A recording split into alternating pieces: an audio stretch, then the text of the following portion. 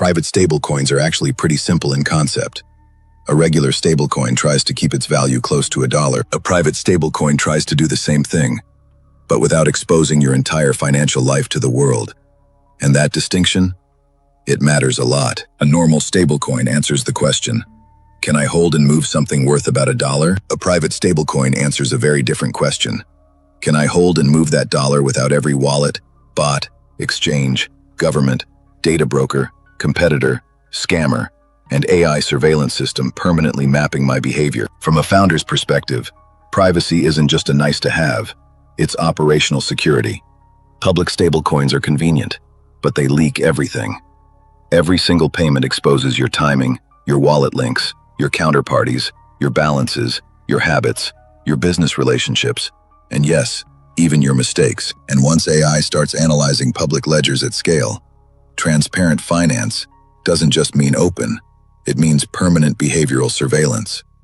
That's the private stablecoin problem in a nutshell. The stablecoin is the settlement rail. Privacy protects the person using it. Now, there are a few different models worth understanding. The first is issuer-backed private stablecoins. A centralized issuer creates the stable asset, but the movement happens through privacy-preserving infrastructure. You get better privacy from the public, but you're not necessarily hidden from the issuer or legal pressure points. The second model is shielded stablecoin transfers. The stablecoin itself is public, but you deposit into a privacy layer and transfer or withdraw with much less traceability. It protects the flow, but it introduces new risks: smart contract risk, relayer risk, UX friction, and sometimes compliance headaches. The third model is native private stable settlement. This is the strongest version when it's built correctly. The stable asset, the settlement, and the privacy layer are all designed together from the ground up. So you're not patching privacy on top of something that was never built for it. But here's the thing. Private isn't just one thing. There's wallet privacy. Can someone link your addresses? There's transaction privacy. Can they see who paid whom? There's amount privacy. Can they see how much moved? There's route privacy. Can they trace which DEX or bridge handled the flow? There's identity privacy. Can the payment be connected back to a real person? And there's border privacy. Can you enter and exit without revealing the whole map? Most private stablecoin claims only solve one or two of these. If you're evaluating a system seriously, you need to ask which privacy layers it actually protects, not just which ones it mentions in a pitch deck. Now here's the brutal truth. A private stablecoin still has to be stable. Privacy doesn't fix a broken peg. If the asset can't defend its value, handle redemptions, survive liquidity stress, or manage collateral, then privacy is just hiding the corpse better. A real private stablecoin has to pass two tests at the same time. Can the unit hold its value? And can the user move that value without exposing themselves? Most systems fail on one side or the other. Banked stablecoins tend to hold value better, but they bring issuer risk, bank risk, blacklist risk, and surveillance risk with them. Decentralized stablecoins reduce issuer risk, but they bring collateral risk, oracle risk, governance risk, and liquidity risk. Privacy layers reduce public surveillance, but they can introduce contract risk, bridge risk, relayer risk, and anonymity set risk. So the real founder question isn't just, is it private? The real question is, what risk did privacy remove, and what risk did it add? When you apply that thinking to pulse chain and white hole theory, here's how the pieces fit together. PDAI and PAI, if properly repaired, would be the native settlement asset.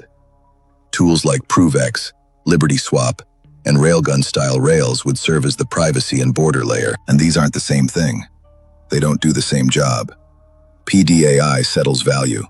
Privacy rails protect movement. Border rails reduce choke points. Wallets protect custody. Liquidity routes handle execution. Governance controls policy. Oracles price collateral. And debt and liquidation create consequence. A private stablecoin stack only becomes serious when all of these pieces work together. The ideal white hole version would look like this. Native stable settlement. PDAI and PAI can actually defend their unit value. Native credit, debt, collateral, liquidations, and oracles create real mechanical demand. Private movement. Users can shield their settlement flow. Border routing. Users can enter and exit without depending entirely on centralized exchanges. Interface safety. Front ends don't become the new middleman. Liquidity depth. Meaningful transaction sizes clear without exposing the peg as theater. And governance safety.